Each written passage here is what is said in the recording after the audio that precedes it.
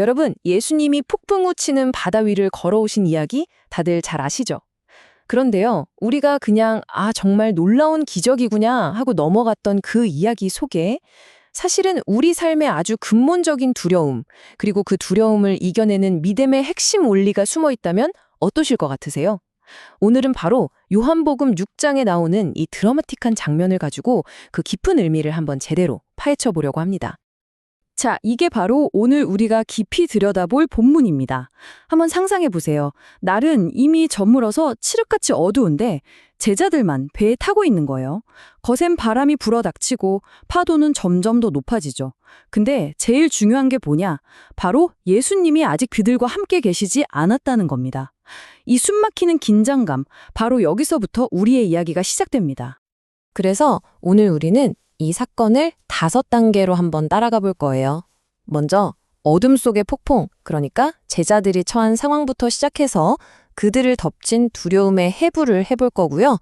그리고 이 모든 걸 뒤집는 한마디, 계시적인 내가 그니라, 이 선포의 의미를 알아보고 이것이 어떻게 두려움에 대한 해답이 되는지, 그리고 마침내 구원과 평안에 이르는지 이 순서대로 한번 가보겠습니다. 자, 첫 번째 장면이죠. 어둠 속의 폭풍. 제자들이 겪은 시련의 배경인데요. 한번 머릿속으로 그림을 그려보세요. 예수님이 제자들한테 먼저 배 타고 건너가라고 하셨어요. 제자들 입장에서는 늘 하던 일이니까 그냥 평범한 저녁 항해라고 생각했을지도 몰라요. 정말 아무도 곧 자기들한테 어마어마한 시련이 닥칠 거라고는 상상도 못했겠죠. 근데 여기서 정말 중요한 포인트가 하나 있어요. 이들의 항해가 무슨 불순종의 결과가 아니라는 거예요. 오히려 예수님의 명령에 순종해서 시작된 여정이었다는 거죠. 그런데 순종했는데도 불구하고 결과는 뭐였죠? 자신들의 힘으로는 어쩔 수 없는 거대한 폭풍에 휘말려서 망망대해 한가운데 고립되고 만 겁니다. 자, 그럼 도대체 왜 제자들은 이 폭풍 속에서 그렇게까지 두려워했던 걸까요? 이게 그냥 2000년 전의 옛날 이야기가 아니에요, 여러분. 바로 이 제자들의 경험 속에 오늘날 우리가 살면서 느끼는 그 모든 두려움의 근본적인 원인 4가지가 고스란히 담겨 있습니다. 지금부터 그 두려움의 실체를 한번 해부해 보겠습니다. 두려움을 만들어내는 4가지 원인. 첫째, 어둠 속에 있을 때. 둘째, 예수님 없이 있을 때. 셋째, 폭풍에 갇혔을 때. 그리고 마지막으로 지치고 죽음을 두려워할 때. 와, 이 4가지가 한꺼번에 덮쳐왔으니 제자들의 공포가 정말 극에 달할 수밖에 없었겠죠. 먼저 첫 번째, 영적인 어둠 속에 있었다는 거예요. 물리적인 어둠도 무섭죠. 칠흑 같은 밤바다, 어디서 뭐가 튀어나올지, 파도가 얼마나 높은지 알 수가 없잖아요. 근데 이게 그냥 물리적인 어둠만을 말하는 게 아니에요. 마치 한 치 앞도 안 보이는 안개 속을 운전하는 것처럼 내 인생이 어디로 가는지, 이 고난이 언제 끝날지 모르는 영적인 어둠. 그 속에서는 아주 작은 불안감도 눈덩이처럼 불어나서 거대한 공포가 되어버리는 거죠. 바로 잠언 4장 19절 말씀이 이 상태를 기가 막히게 묘사해요. 악인의 길은 어둠 같아서 그가 걸려 넘어져도 그것이 무엇인지 깨닫지 못하느니라. 내가 왜 넘어졌는지, 뭐가 나를 이렇게 힘들게 하는 건지조차 알 수 없는 상태. 이게 바로 영적 어둠의 진짜 무서움 아니겠어요? 그리고 두 번째 원인은요, 바로 예수님 없이 그들끼리만 있었다는 거예요. 생각해보세요. 이 폭풍 속에서 제자들이 믿을 구석이라고는 자기들의 그동안의 뱃사람 경험, 그리고 자기들의 힘뿐이었어요. 근데 그게 거대한 자연의 힘 앞에서 무슨 소용이 있겠어요. 아무것도 할 수 없다는 이 처절한 무력감, 이게 바로 두려움의 가장 큰 원인 중 하나였던 거죠. 에베소서 2장 12절 말씀이 딱 이 상황을 말해주죠. 그리스도 밖에 있으면 세상에서 소망도 없고 하나님도 없는 자와 같다는 거예요. 제자들이 그 작은 배 위에서 느꼈을 그 뼈저린 절망감, 그 막막함이 바로 이런 상태였을 겁니다. 세 번째는 말 그대로 인생의 폭풍에 갇혔다는 겁니다. 우리 삶도 똑같잖아요. 어제까지 멀쩡하고 평안했는데 갑자기 병이 찾아오고 믿었던 사람과 관계가 끊어지고 갑자기 돈 문제가 터지는 이런 예고 없는 폭풍이 닥치면 우리도 제자들처럼 한순간에 두려움의 포로가 되어버리죠. 그리고 마지막 4번째, 그들은 완전히 녹초가 되어 있었습니다. 몇 시간이나 그 거친 파도랑 싸우면서 노를 저었으니 몸도 마음도 완전히 방전된 상태였을 거예요. 그런데 바로 그때 저 멀리 물 위에서 어떤 형체가 다가오는 걸 본 겁니다. 여러분 같으면 어땠을까요? 아, 구원이다 싶었을까요? 아니요. 그들은 이제 진짜 끝이구나, 유령이다 하는 극도의 공포에 사로잡혔습니다. 자, 바로 이 절망의 순간에 드디어 이야기의 클라이맥스가 찾아옵니다. 예수님이 등장하시고 아주 의미심장한 말씀을 던지시죠. 공포에 질린 제자들을 향해서 예수님이 말씀하십니다. 내니 두려워하지 말라. 자, 여기서 우리가 그냥 넘어가면 안 돼요. 이 말이 그냥 나야, 놀라지 마, 이런 단순한 의미였을까요?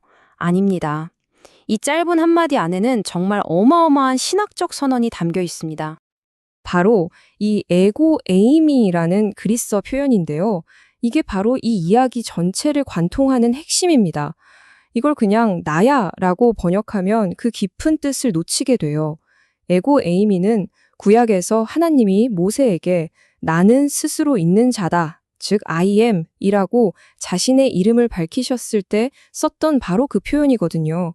그러니까 예수님은 지금 얘들아 나야 라고 하시는 게 아니라 내가 바로 그 폭풍을 잠잠케 하는 창조주 여호와 하나님이다 라고 자신의 신성을 선포하고 계신 겁니다.